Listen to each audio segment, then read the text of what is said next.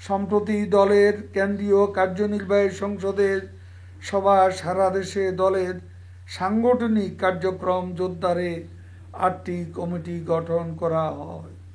ঢাকা বিভাগের কমিটির আওতায় রয়েছে মানিকগঞ্জ জেলা। সভার সিদ্ধান্ত অনুযায়ী সারা দেশে স্বাস্থ্যবিধি মেনে সাংগঠনিক কার্যক্রম পরিচালনার নির্দেশ দেন আমাদের নেত্রী দেশরত্ন শেখ হাসিনা।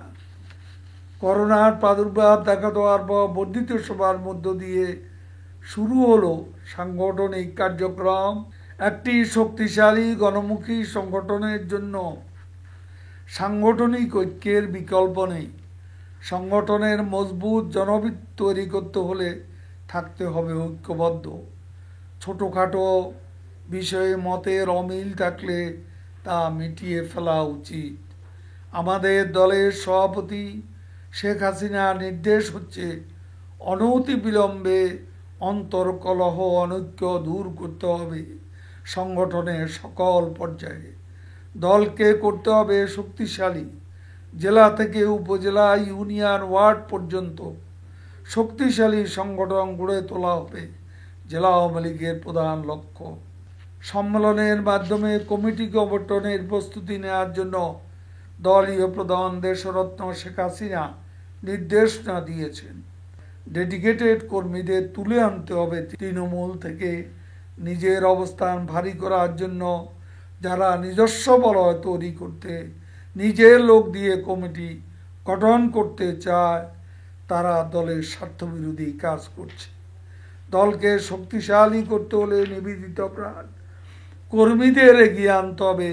মনে রাখবেন, মাদক ব্যবসায়ী, সাম্প্রদায়িক অপশক্তি, চিহ্নিত অপরাধী, চিহ্নিত চাঁদাবাজ, ভূমি দখলকারী, নারী অবমাননাকারী এবং নারী ধর্ষণকারী ব্যক্তিদের বিষয় আমাদের বিশেষভাবে সতর্ক থাকতে হবে।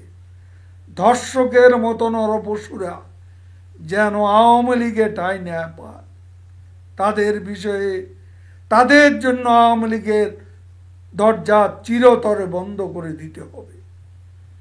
একটি রাজনৈতিক দলের প্রাণ হচ্ছে কর্মী বাহিনী। তৃণমূলের শক্তি দলকে টিকিয়ে রাখে।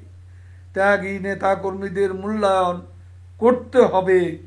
পকেট কমিটি যা যা নিজের লোক দিয়ে করবেন, এটা দলকে ক্ষতিগ্রস্ত করবে। দুঃসময়ে যারা দলের পাশে আছে, সুসময়ের কোকিলটা কিন্তু থাকবে না। সুসময় এলে এরা সটকে পড়বে। তাই আবার খারাপ সময় আসলে এরা সটকে পড়বে।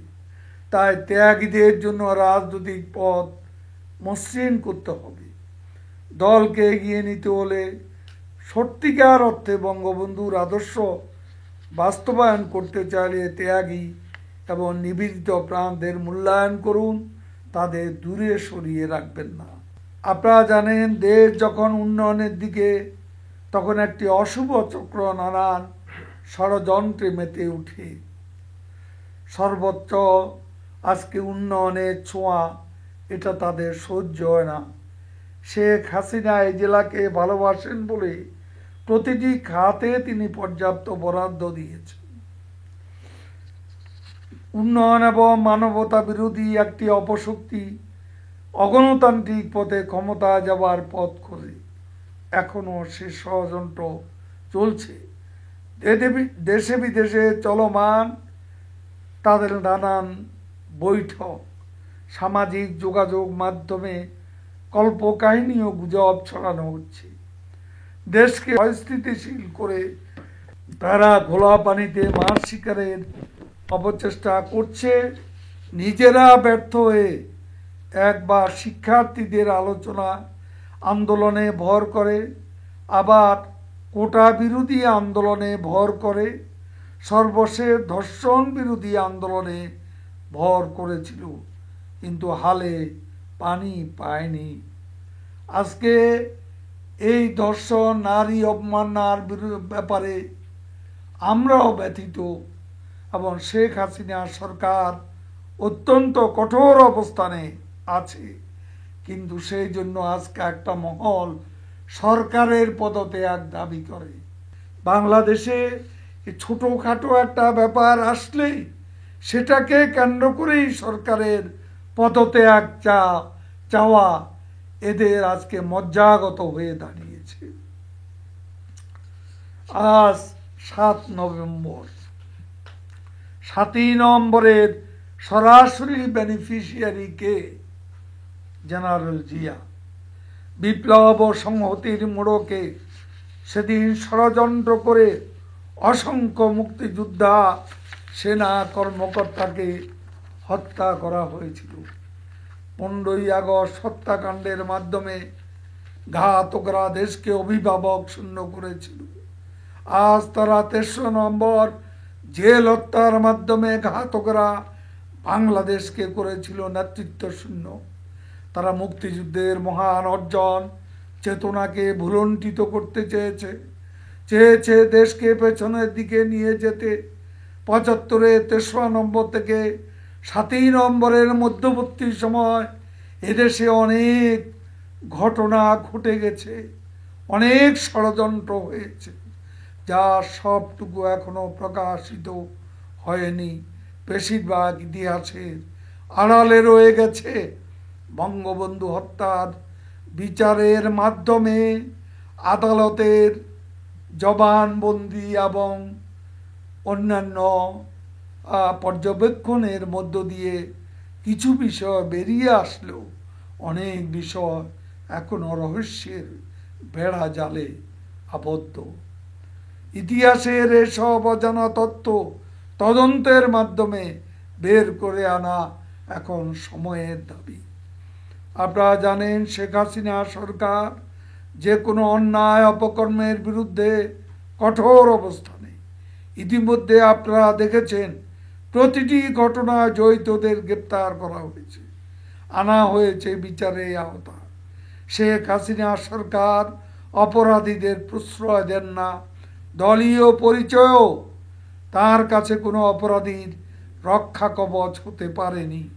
দলের নাম ভাঙিয়ে কেউ যেন কোনো অপকর্ম করতে না পারে সেদিকে সতর্ক নজর রাখতে হবে আমাদের। আজকে দলের কমিটি করতে গিয়ে মনোনয়নের ব্যাপারে রেকমেন্ডেশন দিতে গিয়ে টাকা পয়সা লেনদেন, আওয়ামী লীগের মতো আদর্শবোধ পার্টি, এটা কোনোভাবে সহ্য করা যায় না। এ ব্যাপারে আমাদের নেত্রী কঠোর অবস্থানে।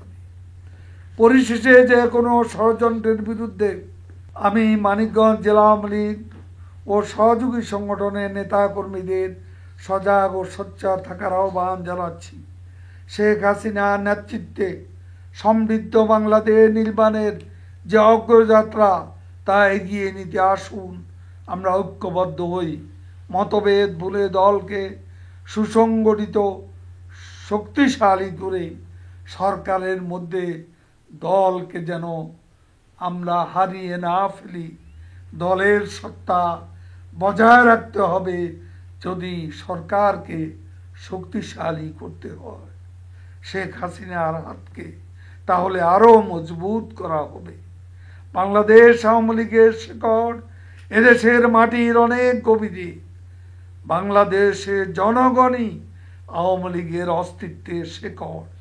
জনগণ আওয়ামী লীগ এবং শেখ হাসিনার সাথে আছেন। আন্দোলন ও নির্বাচনে ব্যর্থতার কারণে বারে বারে বিএনপি এখন অস্তিত্বের সংকটে।